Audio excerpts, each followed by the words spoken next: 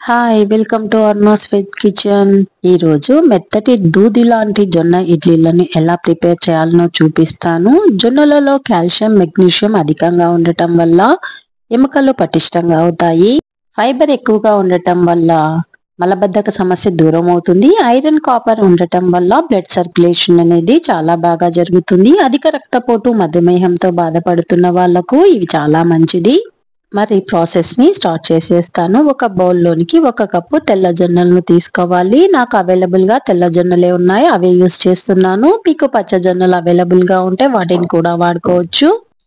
జొన్నలను 2 టైమ్స్ బాగా వాష్ చేసుకొని వాటర్ ని వేసుకోవాలి. మరొక బౌల్లో 1/2 కప్పు మినపప్పు, 1 స్పూను మెంతులు వేసుకొని వాష్ చేసి వాటర్ వేసి జొన్నలను, మినపప్పును 5 నుంచి 6 గంటల పాటు నానబెట్టుకోవాలి. 6 అవర్స్ తర్వాత జొన్నలు, మినపప్పు చాలా బాగా నానిపోయాయి. మిక్సీ పట్టడానికి 10 నిమిషాల ముందు 1/2 కప్పు మందపాటి అటుకులను తీసి వాష్ చేసుకొని నానబెట్టుకోవాలి. జొన్నల్లో ఉండే వాటర్ అంతటిని తీసేసి మిక్సీ జార్లోనికి జొన్నల్ని వేసుకొని కొద్దిగా వాటర్ ని వేసి గ్రైండ్ చేసుకోవాలి. మిక్సీ పట్టుకున్న జొన్న బ్యాటర్ ను ఒక బౌల్లోనికి వేసుకున్న తర్వాత అదే జార్లో నానబెట్టిన మినపప్పు, అటుకులను వేసుకొని కాస్త వాటర్ ని వేసి మెత్తగా గ్రైండ్ చేసుకోవాలి. మినపప్పు అయితే చాలా సాఫ్ట్ గా గ్రైండ్ చేసుకోవచ్చు. అదే జొన్నలు అయితే కొద్దిగా బరకగానే వస్తుంది. మిక్సీ పట్టిన మినపప్పు మిశ్రమాన్ని కూడా జొన్న బ్యాటర్ లో వేసుకొని బాగా కలుపుకోవాలి. మూత నుంచి నైట్ అంతా అలాగే వదిలేయాలి. వీడియోను చివరి వరకు స్కిప్ చేయకుండా చూడండి. మీకు ఈ రెసిపీ నచ్చినట్లయితే లైక్ చేసి మీ ఫ్రెండ్స్ కు, రిలేటివ్స్ కి షేర్ చేయడం మర్చిపోవద్దు. జొన్న రవ్వ అవైలబుల్ గా ఉంటే జొన్నల ప్లేస్ లో జొన్న రవ్వను నానబెట్టి రుబ్బుకొని వాడుకోవచ్చండి. టేస్ట్ లో అయితే ఎలాంటి మార్పు ఉండదు. మరుసటి రోజు ఉదయానికి పిండి పులిసి బాగా అవుతుంది. ఒకసారి బాగా కలుపుకున్న తర్వాత ఉప్పును వేసి కలపాలి.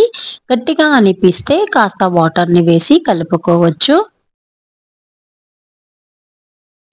ఇడ్లీ ప్లేట్లను తీసుకొని నెయ్యిని అప్లై చేసుకోవాలి. ఇలా చేయటం వల్ల ఫ్లేవర్ అనేది చాలా బాగుంటుంది. ఇడ్లీ ప్లేట్లలో పిండిని వేసేసుకోవాలి.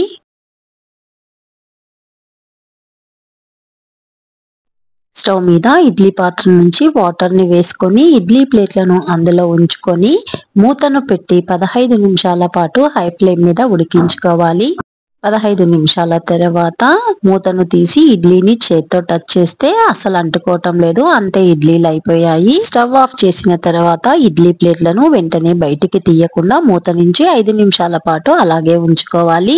5 నిమిషాల తర్వాత ఇడ్లీని తీసి చూపిస్తున్నాను చూడండి. చాలా సాఫ్ట్ గా దూదిలాగా నోట్లో వేసుకుంటే కరిగిపోయేంతటి మెత్తగా ఉంటాయి. టేస్ట్ కూడా అదిరిపోతుంది. ఇందులోనికి పల్లీ చట్నీ, కొబ్బరి చట్నీ, అల్లం చట్నీ లేదా సాంబారు ఏదైనా కాంబినేషన్ అదిరిపోతుంది. ఎన్ని తిన్నా కూడా ఎలాంటి ప్రాబ్లం అయితే ఉండదు. చాలా చాలా ఈజీ రెసిపీ, బాగా డైజెస్ట్ అవుతుంది. ఎంతో హెల్త్ కి యూస్ఫుల్ అయిన రెసిపీ ఇది. ముఖ్యంగా డయాబెటిక్ పేషెంట్లు రోజు రొట్టెలు తిని బోరు కొట్టినప్పుడు వెరైటీగా జొన్నలతో ఒకసారి ఇలా ఇడ్లీలను ట్రై చేయండి.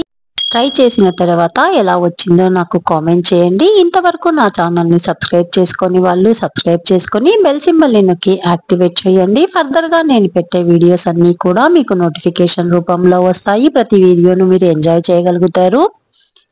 Thank you for watching.